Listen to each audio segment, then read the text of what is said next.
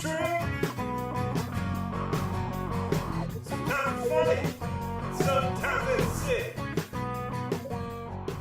Greetings and welcome to the Department of Tangents podcast, an interview with horror and science fiction author David Wellington, featuring new music from Primus/Spent Poets side project Beanpole. I'm your host, Nick Zano.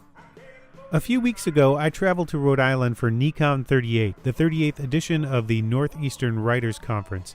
It's also known as Camp NECON, and it is attended mostly by horror writers, aspiring horror writers like myself, and fans. It was my first time at the conference, but it didn't feel that way. It is a professional conference with a full slate of panels on writing and horror-related art, but it is also very social. The regulars think of themselves as family, and that's very much the spirit of the event. I felt very welcomed in this group of misfits who have chosen a demanding vocation and one that outsiders might have a hard time understanding. There's an immediate bond amongst these people, and I will surely be back for future editions. This is the backdrop for my interview with David Wellington, who writes horror novels like the Monster Island, Monster Nation, Monster Planet zombie series, his vampire series, which includes 13 Bullets and 99 Coffins, and his latest zombie novel, Positive. He has also written a science fiction series, which includes the books Forsaken Skies, Forgotten Worlds, and Forbidden Suns, under the name D. Nolan Clark. It only occurred to me after the interview, as I was putting this episode together, that Wellington is partly responsible for me being at NECON in the first place. I've always enjoyed horror, but it wasn't until around 2005 or so that I really fell in love with it while researching a story on zombie culture for a magazine.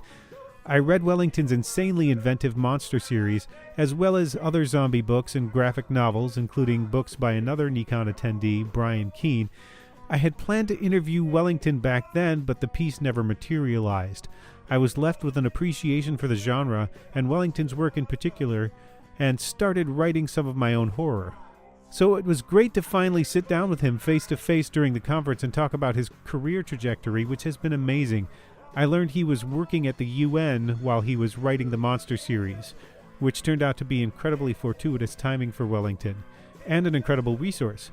His first love was science fiction, but horror was a fun diversion, and that's what gave him his first success. Wellington has now written about zombies, werewolves, and vampires, so we talk about which was more fun to create, and finally getting to write those sci-fi books. We also make a diversion into Hannah Gadsby's latest stand-up comedy special in the net, which Wellington brought up. It has been amazing to watch that spread and how it has made people who maybe never thought about the mechanics of stand-up comedy dive deep into the topic. And you will want to stick around after the conversation for Cousins, a newly released track from Beanpole featuring Les Claypool and Larry Lalonde of Primus, and the Spent Poets, Derek Greenberg and Adam Gates. And now, David Wellington.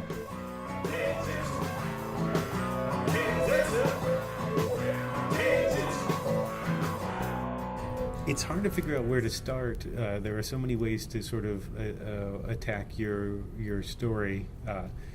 We could start with sci-fi, which you've started writing in the last few years. We could start with horror. We could start with you just told stories about writing for video games on a panel here at NECON that I hadn't heard. It's been a varied career. What do you tell people you do when they ask? I write novels. Mm-hmm.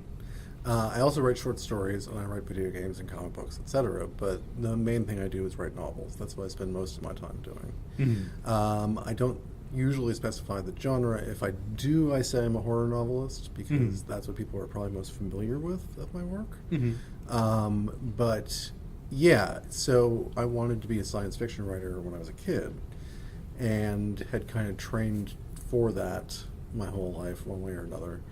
And my first published novel was a horror novel, which was not intentional. I didn't actually approach publishers with that book. A publisher came to me, which is very strange. Mm-hmm. It's very unusual. But I had... so the story is that I had basically given up on writing. Mm-hmm. I've been writing since I was 6 years old. This is when I was probably 36.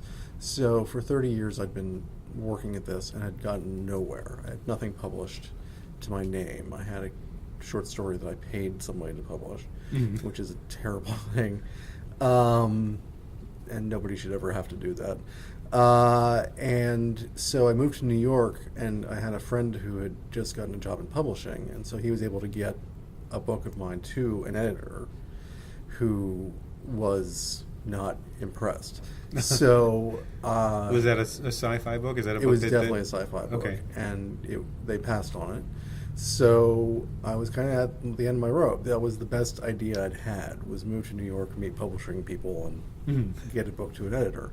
So my friend, who worked in marketing in publishing, he wasn't able to help me any more than that, had a blog. And this was in 2003 when blogs were extremely popular. And everybody was talking about them, and Time magazine had blogs on their cover and that sort of thing. But he had been doing it for years and was bored. Didn't want to do his blog anymore. And so he said I could take over his blog. I said, I'm not a essayist, I'm not a journalist, I'm not, why would I have a blog? And he said, no, you can put your book on the blog. And we had a long dinner talking about this and how it would work. And what we eventually came up with was that I would do a chapter 3 times a week. Every Monday, Wednesday, Friday, I would post a short chapter on the blog in chronological order. And then people could comment on it, whatever, read it, whatever, and then the next Wednesday, Friday, etc., I would put the next chapter until I was done. And I knew it was going to be 60 chapters, so it was going to be 5 months. And it was just sort of something to do. I had a horrible job at the time. I was working in somebody's basement fixing computers. And it was there till 11:30 at night some nights, just sort of sitting around. It was awful. And then I got a job, actually, because I got the chronology wrong there. So then I got a job working at the UN. Talk about tangents. Okay, so... Well, that's weird. You're the second person I've interviewed who has worked at the UN. I interviewed a comedian who worked at The Hague. So I worked for the United Nations Joint Staff Pension Fund, which is the most boring part of the United Nations, but it was a job at the UN. And so, another tangent. So that's actually interesting because my grandfather had been one of the charter members of the UN. Oh. And in 1947, he was a dietitian, and he worked for the Army in World War II, and then had gone to the concentration camps in Germany and Poland after the war and helped the survivors get back on solid food. And what he saw there affected him so much that he sort of devoted the rest of his life to helping with famines and hoping to cure hunger. Of course, it didn't work, but he ended up in Africa, and he worked, I think, in Biafra, and died of amoebic dysentery long before I was born. But he was this sort of family hero, and he had worked for the UN. So when I had a chance to get a job at the UN, which was a really low-level digital archive job, I jumped at the chance. It was a great place to be. I loved the UN. There was some hope that I'd become a permanent employee. Unfortunately, that was the year that John Bolton decided we weren't going to pay the dues anymore, that America wouldn't pay its dues anymore to the UN. So they put through an ultimatum there would be no permanent employees from the United States until we paid our dues. So I didn't get a permanent job at the UN, which was heartbreaking. But in the process, I did this online serialization of the book, and by the time the job was over, I had an offer from a publishing company to publish the book. I want to go into more of the book, but I don't want to let the UN reference pass, because it's so much of what you mentioned about your grandfather in the UN has some sort of echo in something you've written, whether it's in Positive or in the Monster series, the zombie stuff especially. I don't know how it enters into the other books, but having just finished Positive and the camps you described there, and the hunger, where they're putting the positives who are potential zombies. That's a big theme in the book, Right. And also the world scope of the Monster series. Did you hear did those stories about your grandfather work their way into this? They did, and it's interesting because you never see your own influences until someone points them out to you. In this case, I do know, like, if you had seen my office at the UN, and it was a friend of mine and I shared a tiny little cubicle, but basically every object in that office has some weird connection to something in Monster Island, because it was like the end of The Usual Suspects, where Kaiser Soze is looking around and he sees a coffee cup and he goes, "Yeah, it was Detective Coffee." So not quite that bad. He wasn't as smooth as we remember him being. Okay. They all bought Detective Coffee. Yeah, but no, we had somebody else had that office before, and it was somebody who was working with the arms inspectors, which at the time was a big deal because this was right around the time of the Second Iraq War, and so there were arms inspectors combing over Iraq looking for weapons of mass destruction. And so there had been a temporary office set up just to handle all the documents that were flowing from Iraq, and some of them got left in this office. So I had access to very strange documents about how many guns there were in various countries. These weren't sensitive. No. This was all stuff that was meant for public release. So it was all official publications of the UN. So no, I was not access to. Although there's an interesting story there too, which another tangent. So which I'll get to in a second. So anyway, so there was this booklet that listed how many guns there were in every country in the world, and then breaking it down by how many guns per person. And most countries, it's like 0.001 guns per person. And the United States, at the time, I think was half a gun per person. But Somalia, it's now, I think it's 11. So, yeah. From in what time frame? From 2003 to now. Yeah, there's been a huge upsurge in gun purchases in this country. So Somalia was at the top of the list, absolute number one. And I don't remember exactly how many. It might have been 67 to 1, but there were a lot more guns in Somalia than there were people. And so Monster Island features a bunch of Somali schoolgirls who, because they had all these guns and they became child soldiers during the apocalypse, they survived the apocalypse and are able to function in the world, whereas most of the rest of the world has collapsed. And so they're like the best survivors. Just from that one booklet.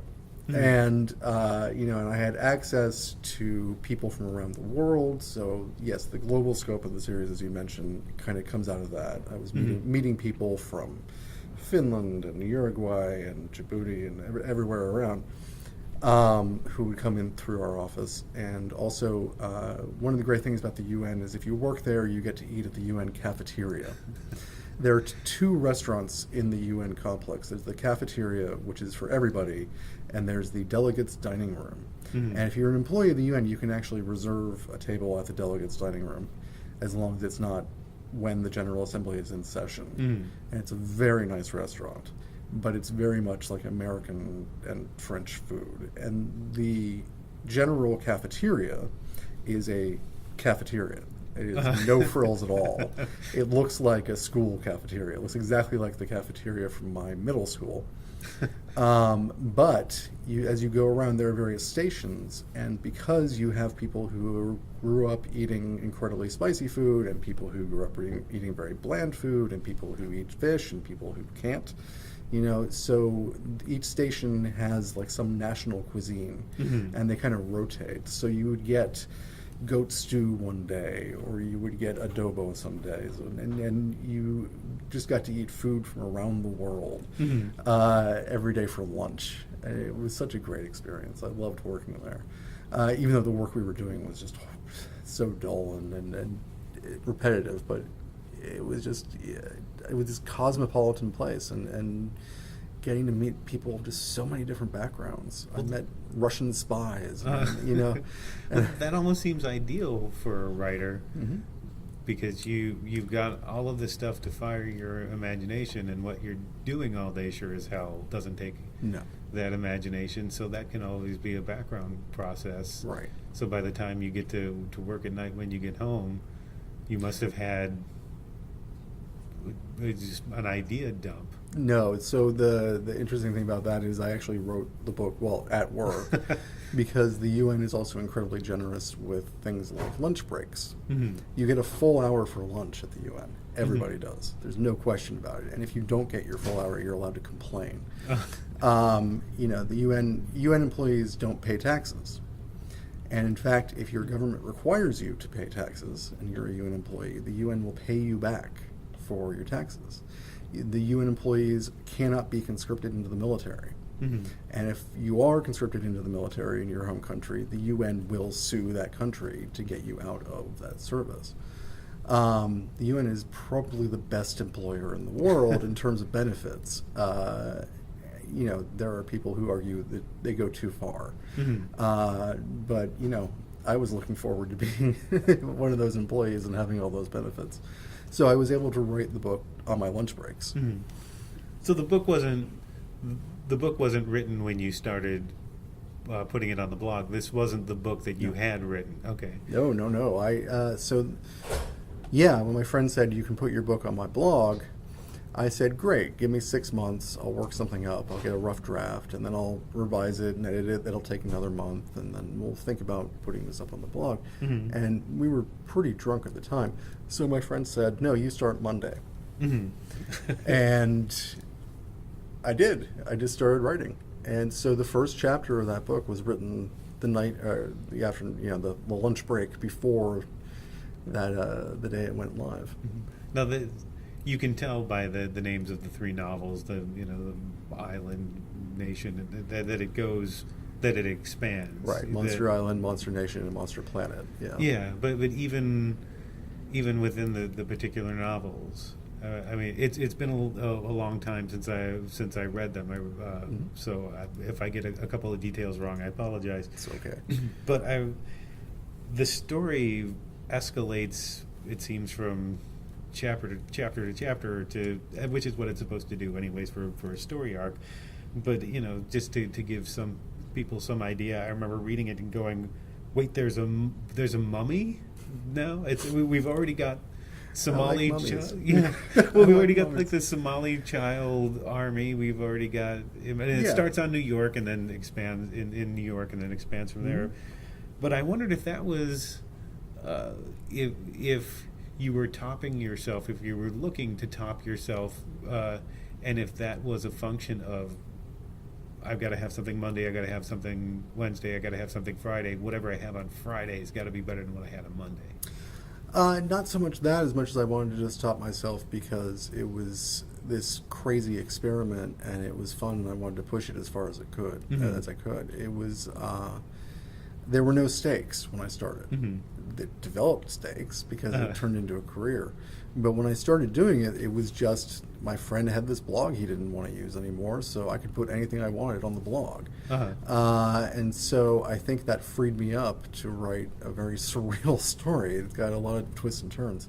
It's got mummies. The mummy is actually one of the most important characters, and he is there because I had pretty much just moved to New York, and so I finally had access to the Met Museum in New York City, which has one of the best collections of Egyptian artifacts in the world. And I would just go there and look at mummies, because why not? It was essentially free. You don't, back then you paid what you wanted to pay, and they actually meant it. Nowadays they get very angry if you don't pay the suggested donation. But yeah, if you were poor, it was a place you could go for free. And you could just see all these things, all these artifacts that absolutely were perfect for a writer, because you had all of history, myth, legend, culture. There's a room in that building that is just full of antique musical instruments. There's an entire section of arms and armor. And as a fantasy fan, that was always great. So yeah, like I say, everything in those books is straight out of my experiences at the time. It was a very weird time in my life. One would conclude from reading the book. Sure. But, it was, I went from working in a Kinko's in Denver, and Kinko's was a copy shop, for people who don't know, because it no longer exists. I think there's still Kinko's FedEx locations, but but we just made photocopies all day, because back then everybody wanted photocopies instead of printouts. So I went from that to moving to New York City. So from the most laid-back city in America to the most stressful one, and met the woman who would become my first wife, and got this job at the UN. And it was all in the space of about 6 months. And you said at the panel as well at NECON just now that part of Monster Island came from you not being particularly comfortable moving to New York City at first and scoping out what your best defense for running away exactly from potential danger. New York is just sensory overload when you try to live there, and it takes a while to get used to. And in the meantime, you are surrounded by millions of people who clearly have no interest in your well-being, and who are angry at you all the time, and who are just staring at you while you're trying to look at your map or whatever.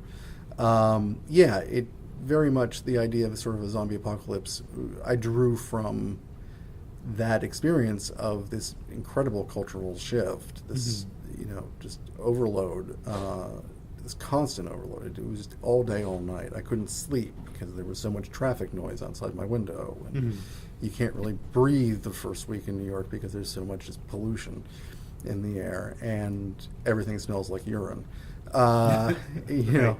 Which you get used to, but it takes a while. So there's an incredible alienation and a loneliness that comes from moving to a big city where very few people know who you are. And I drew on that to talk about zombies. It just sort of made sense. And so, like you say, I would look around and I would see a chain link fence, and I would think, if I can get behind that fence, I'd be protected for 3 minutes before the zombies just push their way through. Or, I looked at the subway stations and I thought, if you could barricade the entrances to the subway station, it would make a great fortress. And that's directly something that is absolutely in the book. Moving to New York was a huge, huge shift for me. And it really created, what happens for me is when I'm scared or alone or sad or whatever, my answer to that is to write. That is just what I do. It is my only sort of method of getting all my emotions out of my head. Well, this part of your story seems to be a spectacular vindication of the philosophy that success is opportunity meets preparation. Because thinking of just the timeline, this your sci-fi book doesn't go. You still want to be a writer. You're in this other job. Somebody offers you the chance to start this. It's the Monster series as a blog. So you're doing that while you have this other job, which you'd like to keep. But now John Bolton, the weak son of Henry Kissinger, or however you want to put him, decides that we're not going to pay dues in the UN anymore. At the same time as you're writing something. And as those two processes are happening together to a point where by the time you don't have a job, you have a book, which seems like an incredible confluence of circumstance that's brought you to the first book. Well, that's life. Right. But it's I hadn't thought of, until you told me about the UN job. I didn't know this before the interview. So it just seems to me that experience, that whole thing seems incredible. Did it seem incredible to you at the time? Sure. Well, as I was living it, it was. Nothing seems as incredible while it's happening, right, as it does later. I think that's a really interesting thing that you've brought up. I mean, it's all these things coming together. Well, that's true of any event in life. My current wife is as if I'm working on the next one. No, my wife. My future wife, however. And my wife, who I love dearly and will spend the rest of my life with, who is fantastic. She's just amazing. She is a history teacher at the high school level. And so I've learned a great deal from her about history is shaped by the people who write it. And I think as a writer, that was a really interesting lesson to learn, that we actually know very little about anything that happened before yesterday. Mm-hmm. If you really wanted to go back and find out why a particular child let go of the string of their balloon and the balloon flew away, mm-hmm. you will never know. It turns out, that a scary clown jumped out of a bush and the kid was scared and it let go of the balloon, the string of the balloon. No one wrote that down. Mm-hmm. So no one knows. Mm-hmm. And the only way you can do history, and the only way you can talk about history, is to pretend like everything is these huge currents of understandable movement, mm-hmm. of, historical tensions pushing against each other. And we think of life as this sort of oceanic swell of who's in power and who's mm-hmm. not in power. That has almost nothing to do with every event in your life. Especially the last couple of years, I've become a complete news junkie, and I will mm-hmm. sit there and read everything about what's going on in Washington. What's going on in Washington has very little to do with what I eat for lunch. Mm-hmm. It has very little to do with whether or not I call my mother that day. Mm-hmm. So, I can look back and I tell this great story about how I wrote my first novel. Mm-hmm. At the time, it was random things happening to me all day long and me reacting to them as best I could with poor information and, not uh-huh. knowing what was going to happen. Like, I had no idea that Monster Island was going to be a success. I had no idea it would ever be printed as a book. Mm-hmm. Much less be my most successful book mm-hmm. to date. And it's, as it started to grow, because like the first time I posted, the first chapter, I think had 7 views. Mm-hmm. And 3 of them were people who said, I didn't actually read this, but I'm so excited you're doing something with your writing, who knew me. And then the second chapter had 40 views, and I don't remember the exact numbers, but by the end of the 5 months, something like 40,000 people were reading it on a regular basis. Mm-hmm. Because people just told their friends, and their friends told their friends, and so on. But when I started out, this was a joke. It was as a gag. It was a dare that my friend had dared me to do. But are you happy with it looking back at what you wrote? Absolutely. Not just the result, but the book itself. Are you if it was somewhat of a lark, are you happy with it as writing? It is immensely fun to read mm-hmm. Because you just never know what's going to happen next. Right. I think there is some real characterization in there that I'm proud of. I think that the main characters all come across as people who are in a desperate situation, but who aren't willing to let go of themselves, mm-hmm. Who they've identified what they're willing to sacrifice and what they aren't. Mm-hmm. So I think that, and that's a very writerly thing to say. There are some great fight scenes in it, and there's a lot of really gory, zombie, gut-munching scenes, because the audience loved those. Mm-hmm. The great thing about it was I was getting feedback on every chapter, mm-hmm. so I knew when people were paying more attention, and mm-hmm. so I would give them more of that. It's been an education. Oh yes, taught me immensely about how to write a book, and something that no other generation had as an experience to write with. They didn't have, I guess you could maybe shoehorn like a serialization into it. Maybe Dickens got feedback on chapter 1 of something. Yeah, but I think Dickens had probably written all of his books before he started mm-hmm. serializing them, and probably didn't make a lot of revisions during the serialization process. Whereas with Monster Island, and it was a special circumstance. I'm not claiming that I had some amazing ability to go with the flow. But there was going to be a plot twist coming up.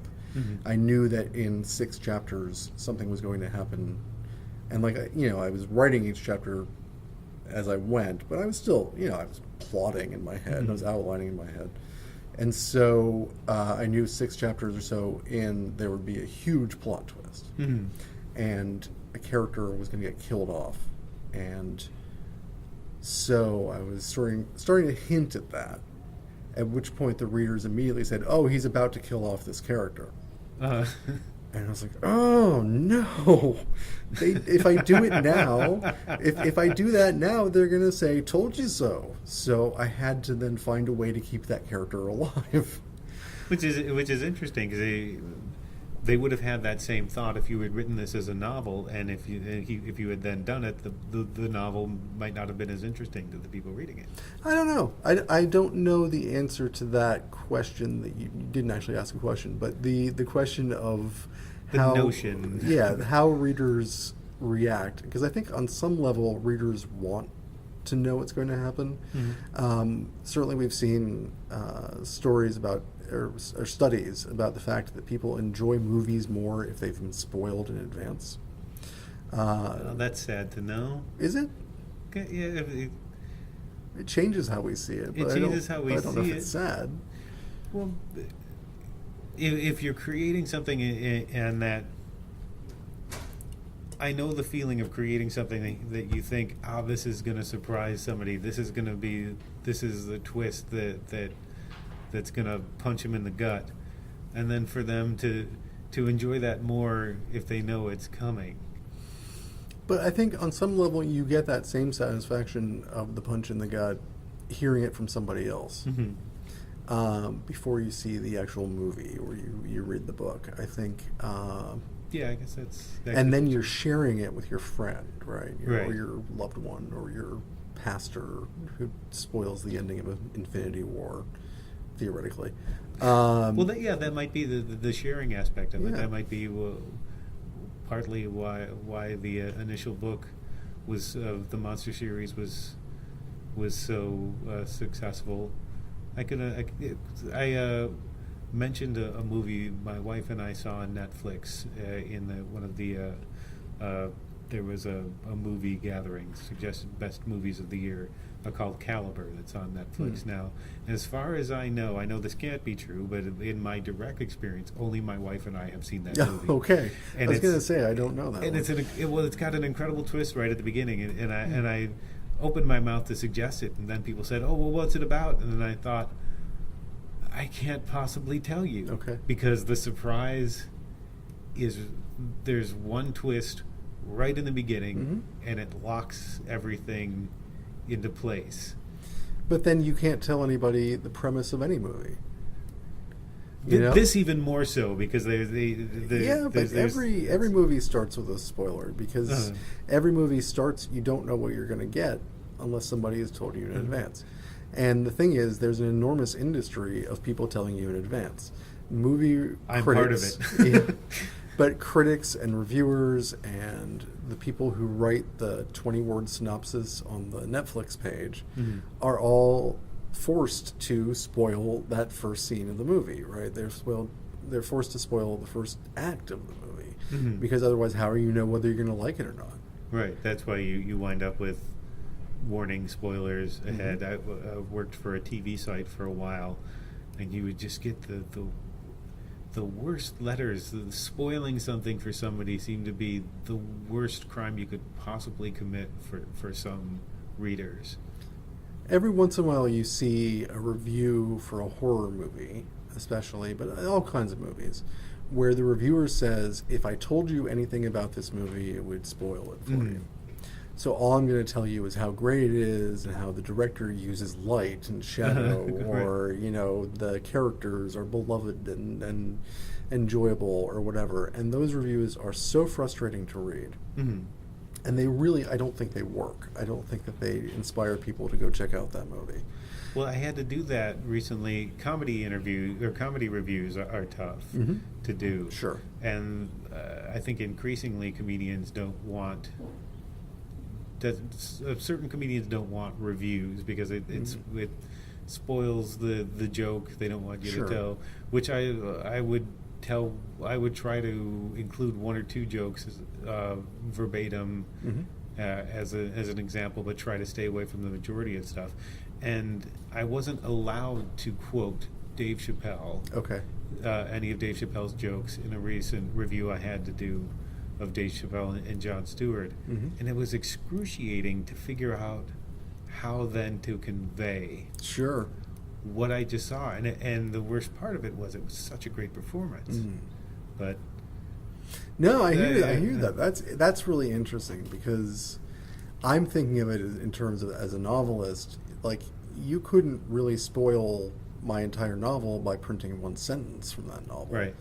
Because out of context, nobody's going to understand it. But with a joke, a joke could be 4 words long. It could be shorter than Right. that, and you could easily destroy that joke by telling it to somebody out of context without the pacing and the timing that the comic has. Yes, that's what they're mainly worried about. That's interesting. And so we briefly, even before we started this podcast, we were talking about Nanette, Yes. Hannah Gadsby's, that's her name, right? Yes. Hannah Gadsby's incredible performance, which is not even comedy. It's anti-comedy. It's not even anti-comedy. What would you call it? It's part comedy. It's part critique of comedy. Yeah, it starts as a stand-up routine, and then it turns into a searing indictment of stand-up routines. Right. Well, Among so many other things. that's it's. Speaking of spoilers, it's hard to tell people what that is. I know a lot of people who said, I watched the first 20 minutes and it really wasn't for me, and I thought, you stopped just before that turn, because she is a very good comedian, and the first part is comedy. The first part is her proving she can do comedy. Right. Extremely well. Yes. She holds the audience absolutely in her hand and walks them through a stand-up routine, and then talks about how she just manipulated them and how she tricked them and how she lied to them, and then she starts telling the truth. It's like Penn and Teller going through the trick. And the best part about it is that she never lies once in that entire special, and to the point where she gets to a point where she says, okay, there won't be any more jokes.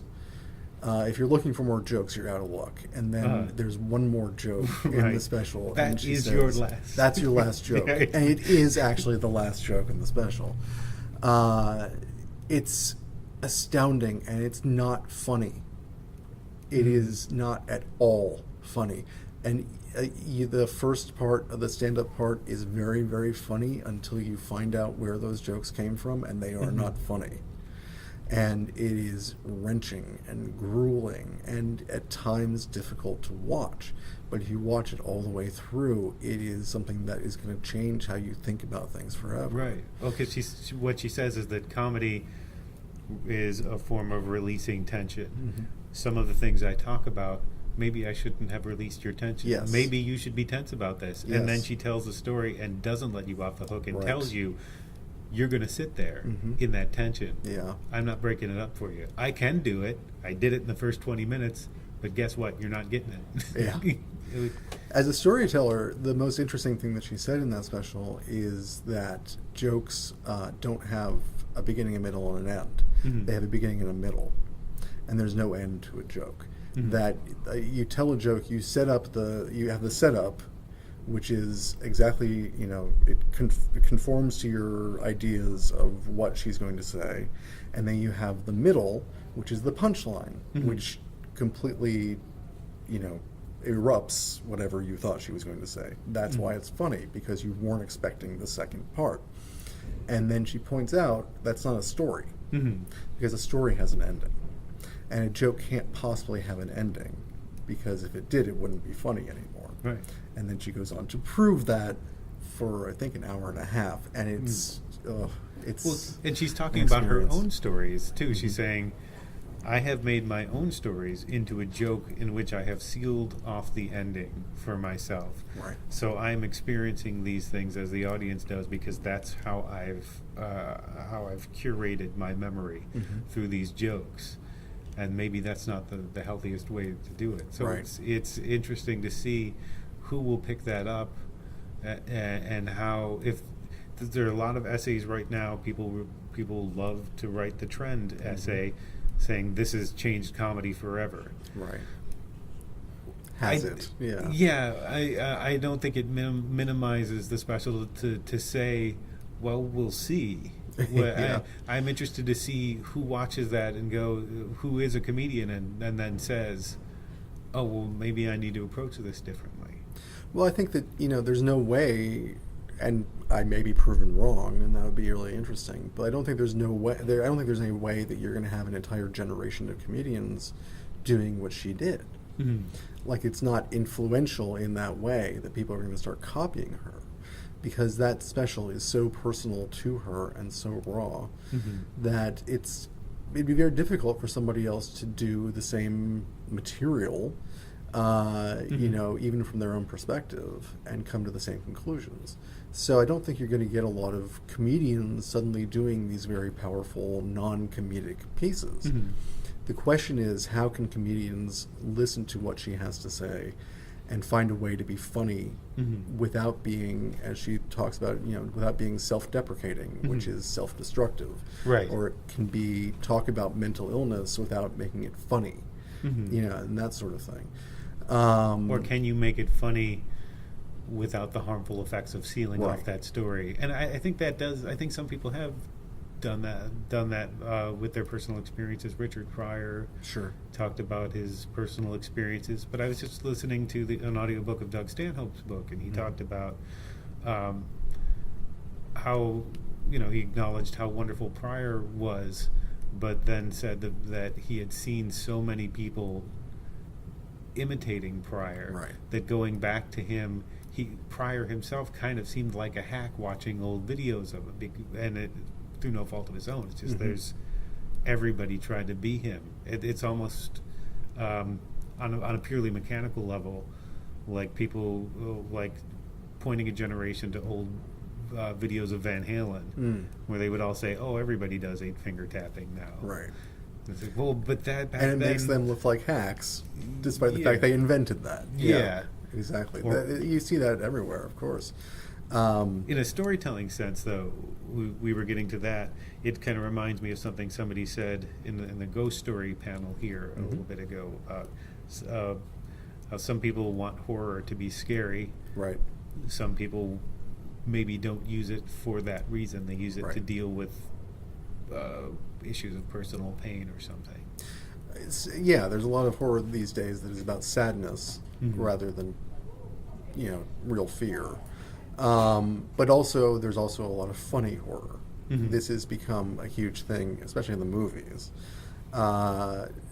where it used to be that if you were an upcoming filmmaker and you had no money, no budget, no actors, no sets, you could still make a great horror movie. George Romero is the obvious, perfect example of this. For a long time, Night of the Living Dead was the most successful indie film of all time because he had no budget, he had no actors. In fact, his lead actor disappeared on him before the shoot started. It's another tangent. So this is a great story about Night of the Living Dead, which is one of my favorite movies. Night of the Living Dead features a black male protagonist at a time when that was almost unheard of. And it is often seen as groundbreaking and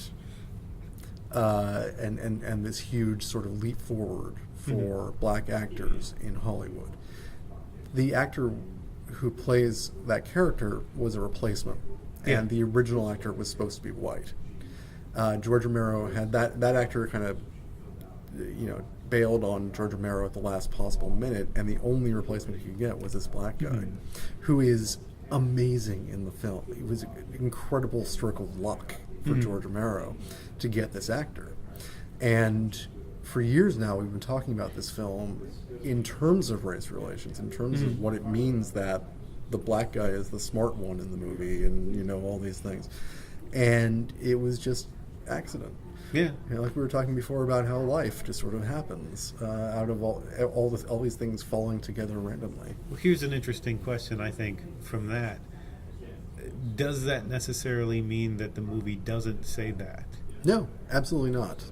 No, absolutely not. And I give George Romero all due credit for it, because he didn't say, "Oh, then I'm not going to make this movie." Mm-hmm. He didn't say, "Oh, we'll find a way to downplay it, or we'll change the script." Mm-hmm. He didn't change the script at all. And when he made the sequel to the movie, he absolutely cast a black actor in one of the lead roles, because he realized just how lucky he'd gotten, and that this guy who showed up at the last minute was perfect for the movie. And so, I don't want to speak for George Romero, obviously, but he absolutely ran with that. And that's the thing. I think you can give people credit for things they thought of in advance, sure, but I think you also can get credit in life for being lucky and for finding the happy accident. Writers do it all the time. There's never been a book I've written that followed the outline I originally wrote. Always, while writing the book, you discover the heart of the book, and you find the thing that you need to accentuate. You find the thing that you want to really explore. Well, this whole discussion sort of draws back to your career in the sense that it is maybe more explicitly than some other authors, because at least from what I've heard you this weekend saying, a matter of pursuing your art, maybe not versus audience expectations, but with that as a factor. You need to appeal to your audience. You were able to hear from that audience more directly than some others, Right. maybe were. And how you're in between that and the publishers who have made some decisions that maybe you wouldn't have wanted for yourself in terms of the different genres. Yeah. You've described yourself as a novelist at the very start of this, which is probably where you'd want to be, which would include writing sci-fi or thrillers or wherever you wanted to go. Yeah, I mean, it's an incredibly pretentious thing to call myself. I wasn't implying that. But it's the most accurate thing. It's because I get ideas of all different kinds. So, if I get a science fiction idea, I write a science fiction book. And if I get a horror idea, I write a horror book. And publishers hate that. And my career hates that, because it is very difficult to build a brand if you're offering a different product every week. But it's what I do, and it's how I function. Now, I got into this art form in large part because I didn't want to have to deal with other people. It was something you could do on your own, and you get all the credit for it, and you take all the blame, and all the glory that accrues upon the book is yours. But the thing is, nobody creates in a vacuum. Nobody. Yes, you could write a poem and put it in your desk drawer, and I don't know if that counts as art. That's an interesting question. It could be the most beautiful poem ever written, but if no one reads it, it is not. Beauty is in the eye of the beholder, right? We all know this. It's completely true of any kind of artwork. It can only, it's Schrodinger's cat. It doesn't exist until you open the box. And absolutely with books are not good or bad until someone reads them and has a reaction to them. And in the end, I don't know if you can actually say a given book is good or bad. You can certainly, I don't believe at all that you can say one book is better than another book. Because I have gotten people who read my most exploitative, visceral, silly, crazy, zombie gut-munching story, and said that it moved them in some way and changed their lives and, got them through a hard place in their life or whatever, or that they found something in it that meant something to them. And I didn't put it there. I know I didn't. But they found it. And so, the question of the death of the author and whether any work of art belongs to the creator or whether it is a collaborative thing with the audience, I think that gets people can take that way too far. I certainly, want to be remembered as the author of my own works, but absolutely there's an interplay there. And I had a very accelerated version of that where I was getting feedback on every chapter. But every author does that in terms of they write a book, they publish the book, Either that book sells or it doesn't. Either they get lots of fan mail or they get hate mail. They get the editor and the publisher love them because they made lots of money, or they made no money at all. And all of those factors will affect the author's next book, whether they want them to or not. They're going to keep thinking about it, and not necessarily in the way you expect. Like, we don't always just chase what people want, because that is a sure way to disappoint people. People don't know what they want, and half the time, and even when they think they do, they're usually wrong. And I can say that with confidence, having pleased a lot of people with my writing, because if you give people exactly what they say that they want, they will be disappointed, because it won't be anything more. There will be no surprises, no spoilers, no interesting tangents, no hidden treasure in there. If you give people more than what they asked for, they will love you forever, because they will have an experience that blew them away. It gave them something they couldn't have gotten otherwise. If you give people something they weren't expecting at all, if you go in a completely different direction, they will often be completely turned off because they wanted this. If you tell them, I'm going to write something that's like science fiction and it's better than Star Wars, and it turns out to be a very melancholy meditation on, an AI, in a box somewhere talking to itself, they will have heard Star Wars and they will hate you. So it's not all. You don't always go in the direction of, I'm going to give them what they want. You are playing with your audience. You're manipulating them every single time. In the same way that a stage magician doesn't tell you how the tricks work. And so you still enjoy the magic show, hopefully. But again, different readers have different ways, and this is a tangent. So different readers have, we talked about this before we started the podcast. I pointed out that I don't normally go off on tangents, so I'm trying to as much as possible here. Don't worry about it. Don't feel pressure to go off on tangents, because that's. I'm trying to give you what you want, Nick. Anyways, this is becoming so meta. Yeah. So, and now I've completely forgotten what I was going to say. Magic tricks, and you don't want to know how the tricks are done. Right. But some people do. And that's interesting, because there are people who go to magic shows and they're looking for the handkerchief stuffed up the magician's sleeve, or the rabbit in the hat. And if their enjoyment of the magic show is based entirely on whether they see it or not, whether they win. Right. There are people who read books the same way. There are a lot of people who read books who want to write their own books. And they want to either see how the author did what they did, they want to see how the sausage was made, or they want to win. And you win by not liking the book. I've met a bunch of readers like this, and it's always frustrating, because you'll never get through to them. They want to think, I could have done that better, or I have better ideas, or you're just a hack, you're a phony. And that's how they enjoy the book. And you can't prove that. The only way to disprove that is to prove to them that they enjoyed the book, and they hold all of the information in that regard. Well, but the thing is, just like the magician doing the trick on stage, I'm okay with those people, because if they win, they still enjoyed the experience. I still entertained them. So, haha. And I got their money.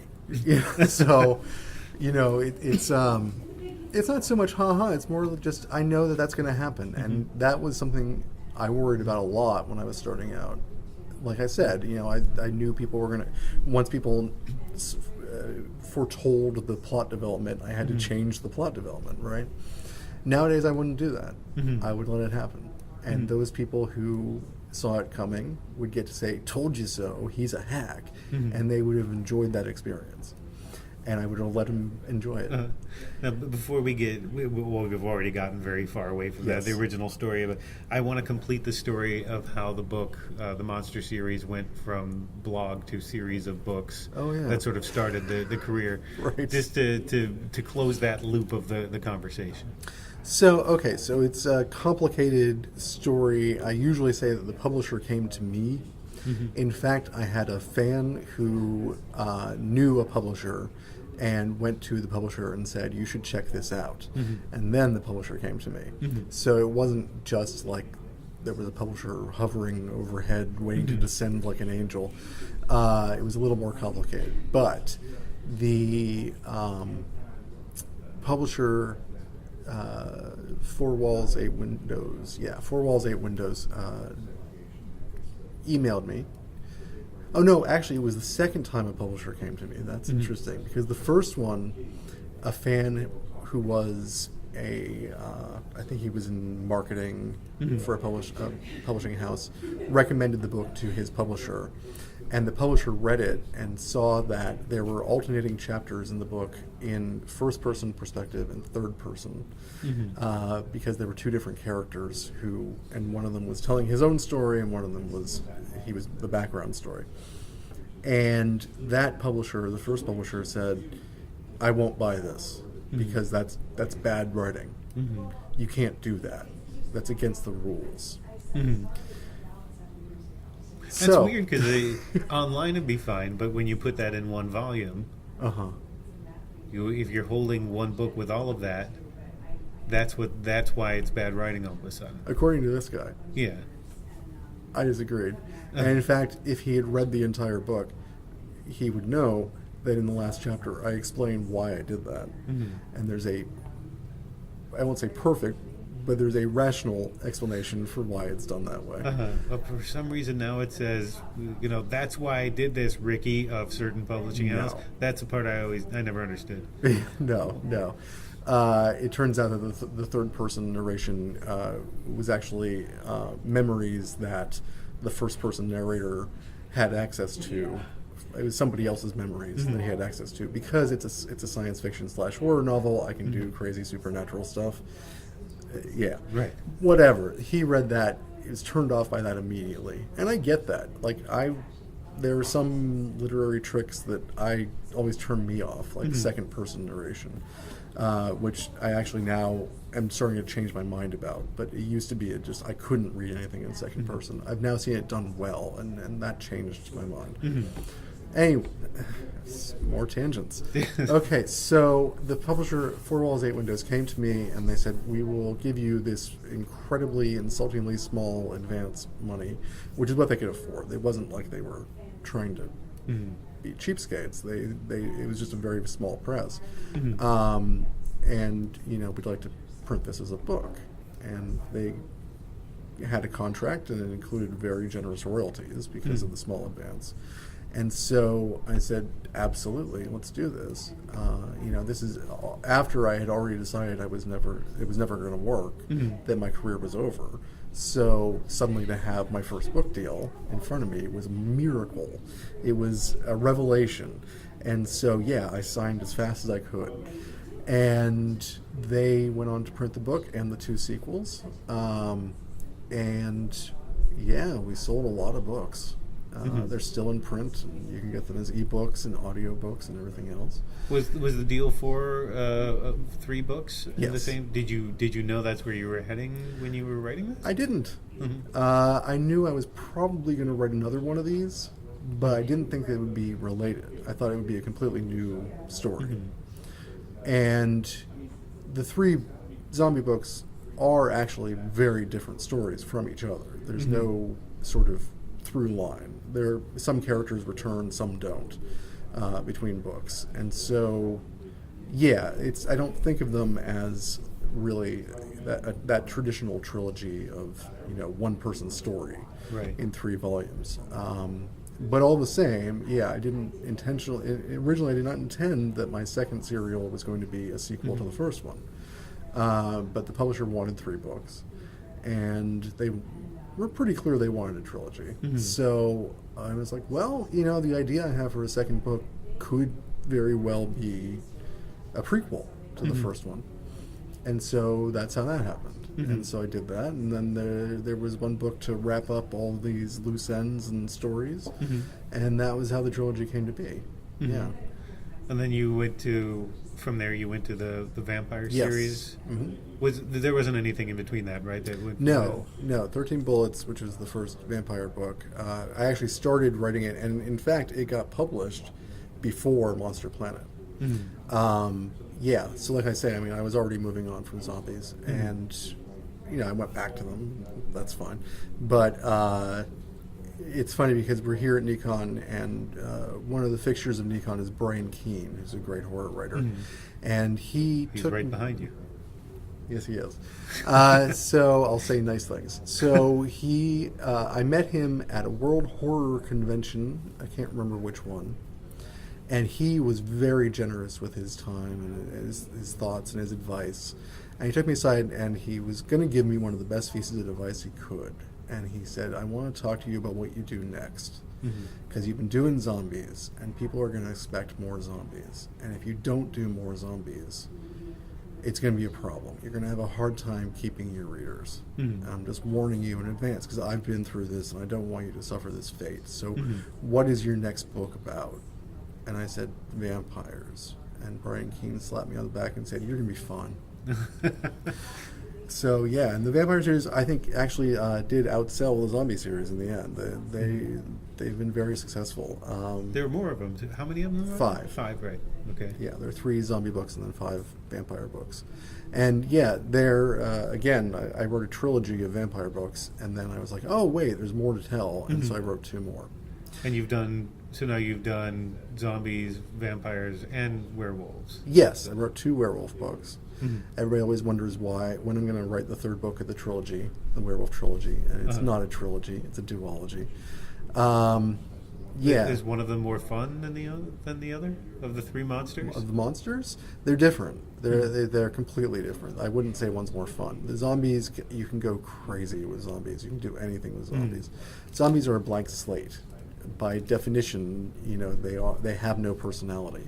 So you can put whatever you want on them. They can be a commentary on crass commercialism, or they can be about your alienation when you're moving to a strange city, or they can be, about man's inhumanity to man, which is what George Romero made them about. And so zombies, you can do anything. There's absolute free reign when it comes to zombies. Vampires, people have very specific ideas about. Vampire fans are very clear about what they want. And of course I subverted their expectations, but I did it in a very kind of, I think, clever way. So when I wrote 13 Bullets, which was my first vampire book, the big thing at the time was romantic vampires. They were... it was Laurel K. Hamilton at the time, and then later you had the Sookie Stackhouse books, the True Blood books, were incredibly popular, and deservedly so. They're great books, and I don't want to slag on them because I enjoy reading them.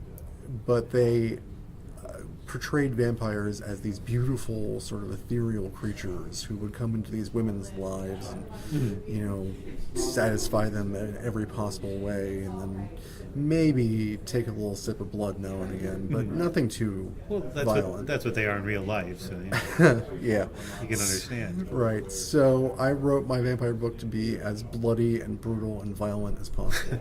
I wanted to show that being a vampire was a horrible curse, that it was the worst thing you could ever want to have happen to you, and that having a vampire come into your life would be it's the end of your life.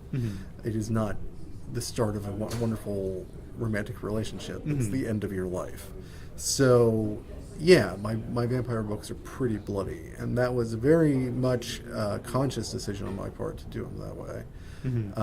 Just because I was like, well, these other people are succeeding with that, I can't compete with them, so I'm going to go the other direction, and maybe there's an audience that wants that. And it turned out there was. So it worked out great. You went from one version of undead to another version of undead, and then went from one version of lycanthrope to another version of a lycanthropy. Did I? Well, actually, no, not the way. I just Not did in your werewolves. version of the. Well, yeah, because vampires are often turned into bats as well. Oh, So sure. so Okay. it's- Yeah, that makes sense. Yeah. My vampires don't turn into bats, but Right. other than that, yeah. Yeah, but that's just for some reason where my mind went in trying to Okay. trace zombie to vampire to werewolf. It all makes sense. These are just they're the classic monsters. I did ghosts and mummies along the way. They didn't get their own books, but they're in there. There are ghosts in the vampire series, and there are mummies in the zombie series. So yeah, I was hitting every base I could. It's peanut butter in my chocolate. No, you've got your chocolate Exactly, in my peanut butter. yeah. Kind of. Did you, when you went to write about werewolves, were you thinking, okay, now I've got to find another way to subvert another? Yes. Yeah. And the big thing I came up with there, it was that, so the traditional werewolf movie, the transformation from man to werewolf or woman to werewolf is incredibly violent and painful and grotesque. Mm-hmm. And I thought, what if being the wolf is the seductive part? What if you want to be the wolf? You always want to be the wolf. And so when the transformation comes, it feels amazing. It's wonderful. The only problem is that the wolf is going to do things you have no control over. So it's you're surrendering yourself to the possibility of horror and danger and the seduction of that. As opposed to the traditional story, which is that werewolfism is, lycanthropy is it's some kind of dread disease. It's a punishment for sin or something like that.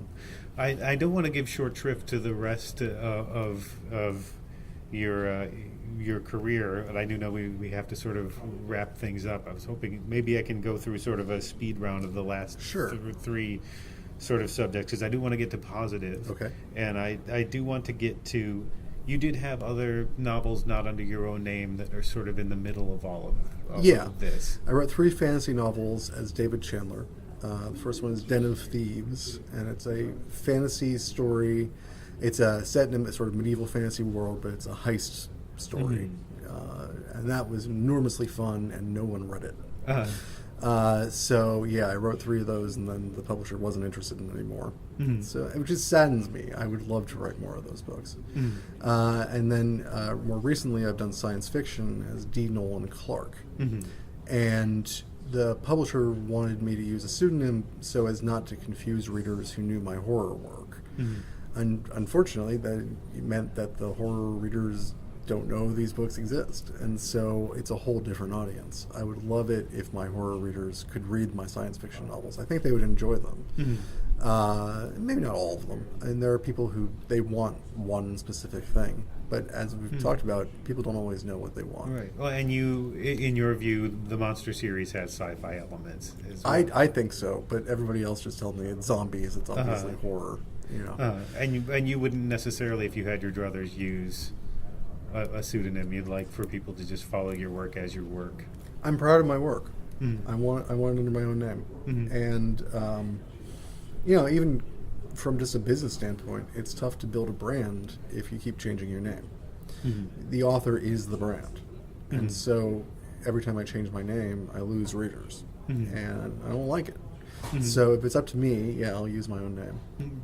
And do you feel like you're doing with those sci-fi novels what you always wanted to do? I mean, you said Yes. you wanted to be, as a kid, a sci-fi writer to the point where was it like 8 or 9? You said, what if I predict something that comes true? Yes, and even before that. So at 6 years old, I saw Star Wars for the first time, and you can do the math and figure out that I'm 47 years old. But yes, and it just blew me away, and I needed more. And at the time, you couldn't even see it on TV. You couldn't. There were no video cassettes of Star Wars in 1977. There was the Star Wars Christmas special was the next time. That was literally between seeing it in the theater and the Christmas special. There was no Star Wars. It wasn't. You couldn't get it for love or money. And so I started reading science fiction because I wanted more Star Wars. And then, of course, I fell in love with the books and with writing and the whole idea. And So yeah, this sci-fi trilogy, starting with Forsaken Skies by Nolan Clark, is absolutely the culmination of that. These are the books I wanted to write then, when I was 6. They're the books I wanted to write when I was 13. But with everything I've learned about writing since, and everything I've learned about people since. So they're actually there's a lot of melancholy in these books, because there's a sense of lost time, and a sense of things that used to exist but can't anymore. And I'll only ask one granular question in sci-fi so we can move on. I'm sorry if I'm keeping you... but it occurred to me starting to read the series, and I'm only in the very beginning of the first book of the series, but right from those first few chapters, a couple things occurred to me. The idea of what you keep from a reader's familiar world, and what you invent, where you let your imagination sort of go a little bit more. Like obviously this is not a world that your average person would have any experience with. It's a fantasy sci-fi world, but then still you've got somebody like Volk, who needs to keep an eye on the technology to make sure it doesn't go awry. So we haven't gotten so far away that you don't need somebody, a human, in this case, well, a being of some sort, watching the technology. And you've still got a few names that might be familiar. But you've got names like Leno and Volk. Yes. How do you decide what to put in that's familiar? One of the characters said he's Navy trained, which is maybe not something you'd expect to hear. Well, the word Navy means something completely different in those books. Right. So there is no idea. There are no ships floating on oceans in that Navy. Right. It's all spaceships, and so it's the Space Navy, but they don't call it the Space Navy for the same reason. It's you don't call it the land army. So yeah, maybe we should. Maybe. There's a lot that the books are set about 500 years in the future. I never really specify, and obviously a lot of things have changed, but there will be echoes of the past. I did a lot of world building that you don't even see in the books. There's some of it shows up in the later volumes, the second and third volumes, but I did a ton of just thinking about how the world will change over that time. There's a whole history of what happens between now and then that is not, explicit in the book, but there are references to. And so, there are, just as some names that we use today come from the Bible and are 2,000 years old, some of the names in this book are modern names. They might be spelled slightly differently, or maybe not. Some of the names are new. And actually, the name of the main character, Lano, is actually interesting because I wanted the fighter pilots in this book, who are flying these incredibly high-tech space fighters, I modeled them all after World War I flying aces. And Lano Hawkins was the most decorated Canadian flying ace of World War I. So that's where that name came from. Ah, okay. But as far as keeping the familiar, is that something, as a conscious decision, I need to have something familiar and something to anchor this? Yeah, this world? Yeah, absolutely. I want this to be an extrapolation of our world. The next book I'm going to write is a science fiction novel that is set in contemporary times, but there will be echoes between these books. There will be names that not necessarily, it won't be obvious on the surface, but there will be names and people and so on that will have effects in the contemporary book that will then show up in the far future book. And you said that has, did you say that earlier at one of the panels here that has sci-fi and horror elements? Yes. Too? Okay. Yeah, that's going to be called The Last Astronaut. It's going to be out in probably May of 2019. And you can tie a bunch of those career threads together. Yes. Yeah, it's going to be an interesting book. I've actually done a ton of research for it. I've talked to a couple actual NASA astronauts to find out what it's like to be in space and how you work in space and so on. I wanted to get as many details right as I could, and it's going to be very much grounded in reality in terms of what we can actually accomplish in space right now. But then it's going to also have elements from outside. It's going to be there's a sort of alien ship approaches the solar system, and it's going to be how NASA would actually react to such a thing.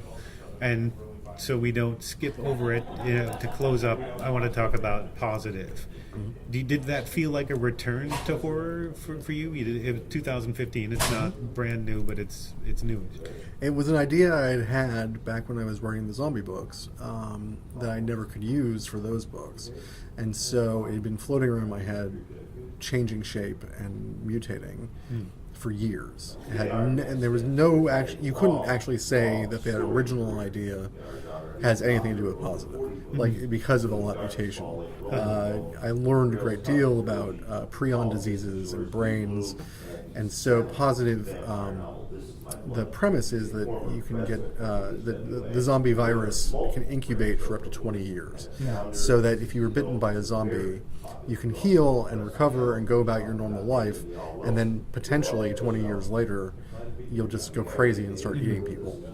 And so the book is not even so much about the zombies as about what that does to society and how society responds to it. And the answer is, unfortunately, not very pretty. The people who are positives, hence the title, who have been bitten by zombies, kind of are shunned by society and sort of forced into other places that are not as nice. And the book is about how they kind of respond to that. And you call this pre-Renaissance as opposed to post-apocalyptic. Wow, you've done some research. Yes. Yeah, that was what I was saying. I said that at a panel at San Diego Comic-Con. And yeah, that's how I saw it when I was writing it. Everybody thought that it was a post-apocalypse book because it's got zombies and society is kind of broken down. And that is all true, but I was like, but what happens after that? One of the questions I asked many times in the Monster Trilogy was, what happens the day after the end of the world? And so this is the answer. This is the day after the end of the world. It's actually 20 years later. And it's about the process by which we even start rebuilding.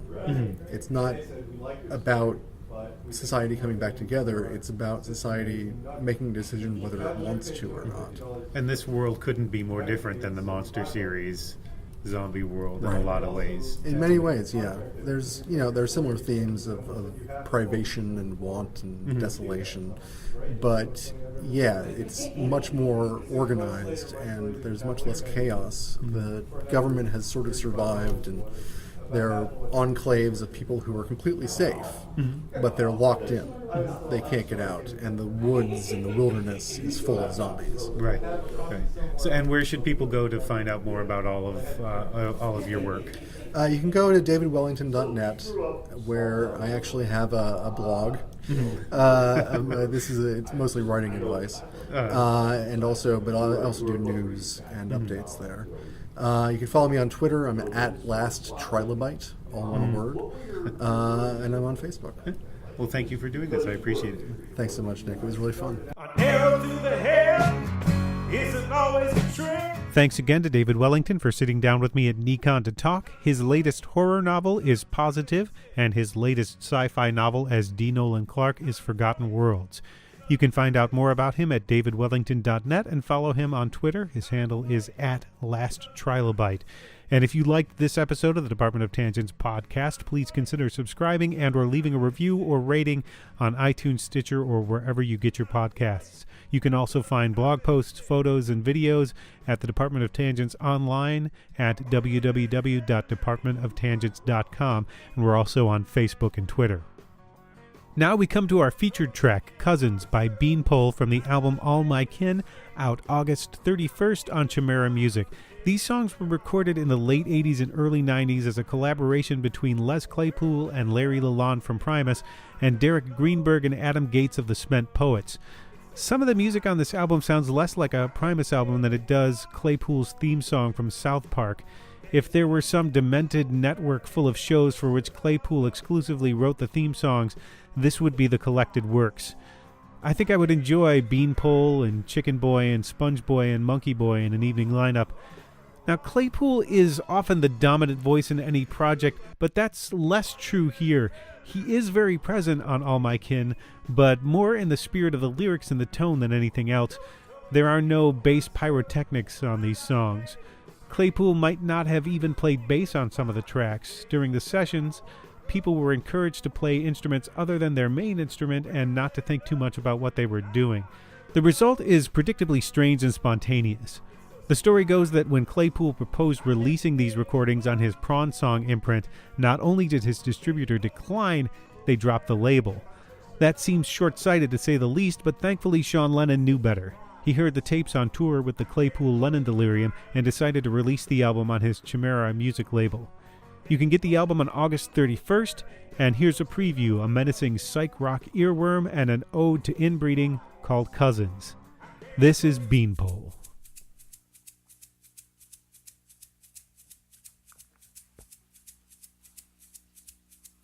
These mountain ranges lock us in,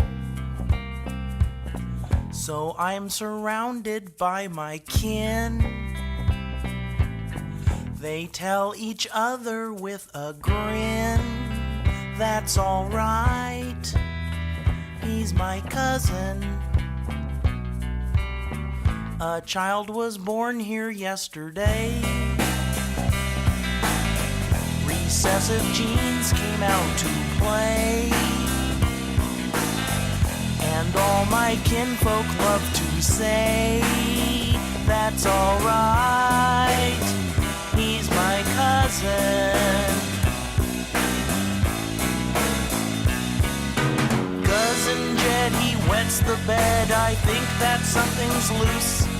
And Cousin Mud just chews his cud and spits tobacco juice. There's Cousin Meg who growed a leg a-comin' out her back.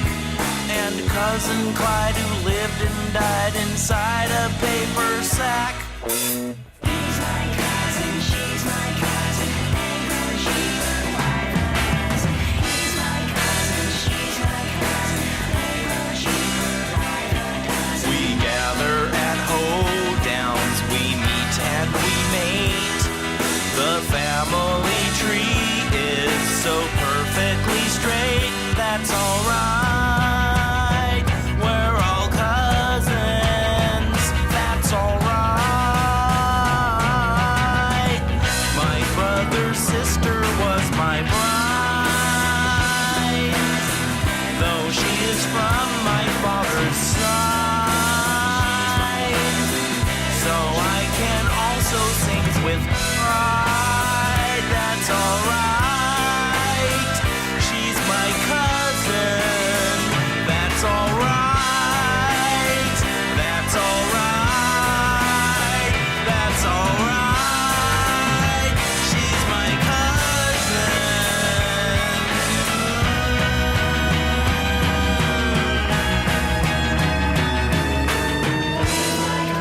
She's my cousin, they grow cheaper by the dozen. He's my cousin, she's my cousin, they grow cheaper by the dozen.